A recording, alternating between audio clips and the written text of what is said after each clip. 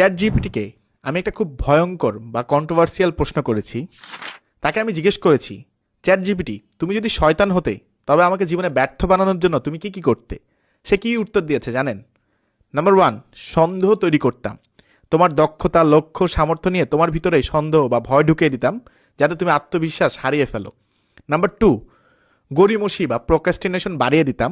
তোমাকে সবসময় মনে করিয়ে দিতাম কাল থেকে শুরু করো, বা এটা এখন করার দরকার নেই, যাতে তুমি কাজ শুরুই না করো। নাম্বার থ্রি, অপ্রয়োজনীয় ব্যস্ততায় ফেলে দিতাম। তোমাকে এমন কাজে ব্যস্ত রাখতাম যা তোমার মূল লক্ষ্যের জন্য মোটেই জরুরি নয়, কিন্তু তোমার সময় ও শক্তি নষ্ট করে দিত। নাম্বার ফোর, নেতিবাচক মানুষদের সংস্পর্শে রাখতাম।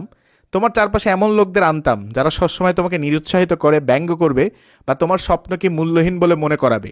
নাম্বার ফাইভ, তোমার আবেগ ও ফোকাস নষ্ট করতাম। তোমাকে এমন বিষয় নিয়ে ব্যস্ত রাখতাম যা তোমার মানসিক শান্তি ও ফোকাস নষ্ট করবে, যাতে তুমি নিজের লক্ষ্যে কাজ করার শক্তি না পাও।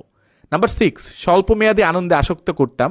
সোশ্যাল মিডিয়া, বিনোদন বা অপ্রয়োজনীয় অভ্যাসে এমনভাবে আসক্ত করতাম যাতে তুমি সাময়িক আনন্দ পাও, কিন্তু দীর্ঘমেয়াদে তোমার লক্ষ্য থেকে দূরে সরে যাও। নাম্বার সেভেন, ব্যর্থতাকে ভয় পাইয়ে দিতাম। তোমাকে বোঝাতাম যে তুমি যদি ব্যর্থ হও তাহলে লোকে হাসবে, যাতে তুমি ঝুঁকি নিতে ভয় পাও এবং কোনো উদ্যোগ না নাও। সো বুঝতেই পারছেন যে শয়তান আসলে আপনাকে বা আমাকে আসলে কিভাবে ধোকা দেয়, যে কথাগুলো আসলে চ্যাট জিপিটিও বলছিল। আমি এরকম অনেকগুলোই কন্টেন্ট দেখেছি, সো আমি নিজেও আসলে প্রশ্নগুলো করেছি চ্যাট জিপিটিকে।